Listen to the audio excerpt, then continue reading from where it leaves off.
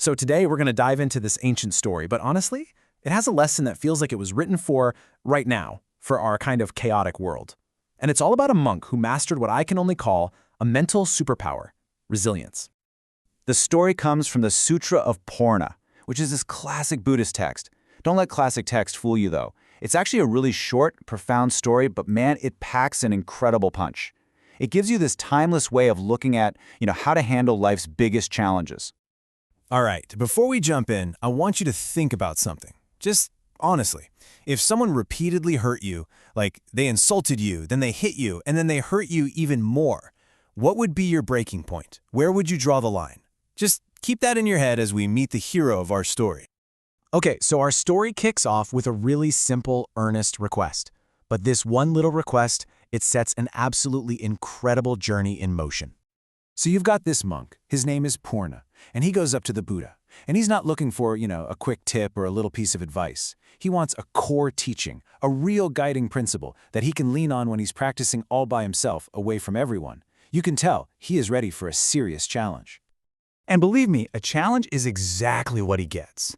Or rather, what he chooses for himself. See, Puṇṇa decides he's going to take this teaching to one of the most dangerous places you could possibly imagine.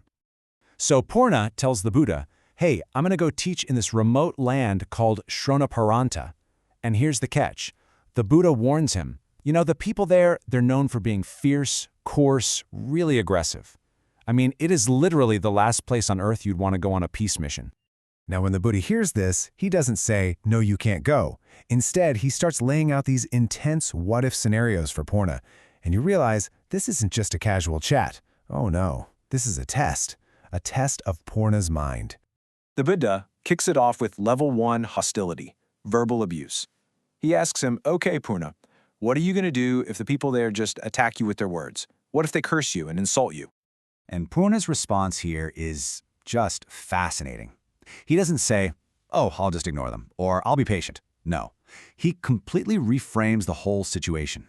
He says he'll choose to see them as good and gentle for one specific reason, because the abuse could have been worse.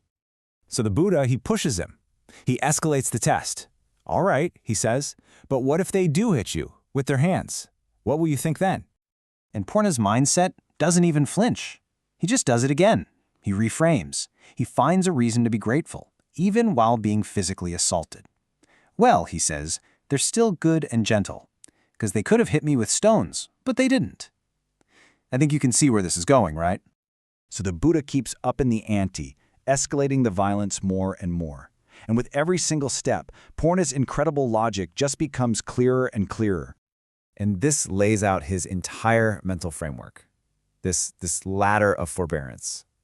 If they hit him with stones, he'll be grateful they didn't use knives or staffs. If they injure him with knives, he'll be grateful they didn't take his life. And what if they do? What if they actually kill him? Even then, he would see it as a release, freeing him from the suffering of the body.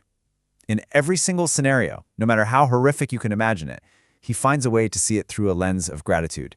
It's just unbelievable.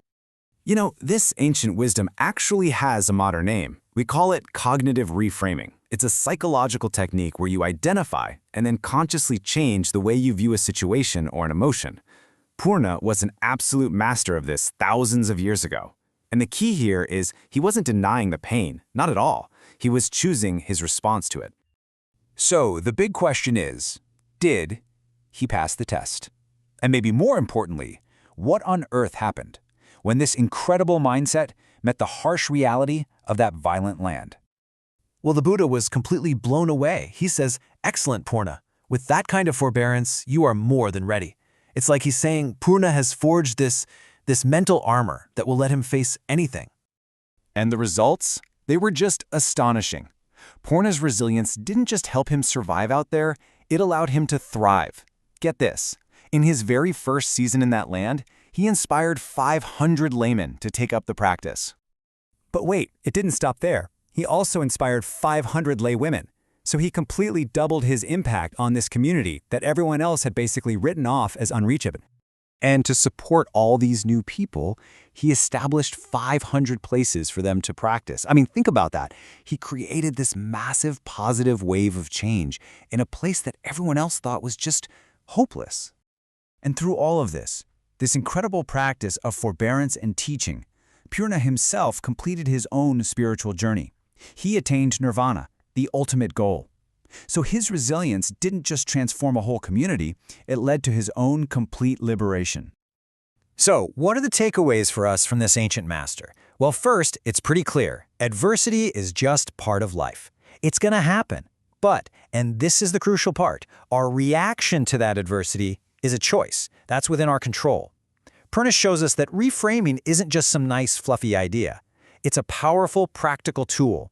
It's the ability to find that little flicker of gratitude, that little hidden opportunity, even when things feel like they're at their absolute worst. And that really leaves us with a final question to think about. Okay, Puṇṇa's examples were, well, they were extreme, for sure. But the principle behind it applies to everything. You're stuck in traffic? Hey, that's unplanned time to listen to a book or a podcast. A big project at work completely fails? Well, now you've got a powerful lesson in what not to do, which is going to make your next try that much stronger. It all comes down to asking yourself, how can I look at this differently? What's the hidden opportunity here?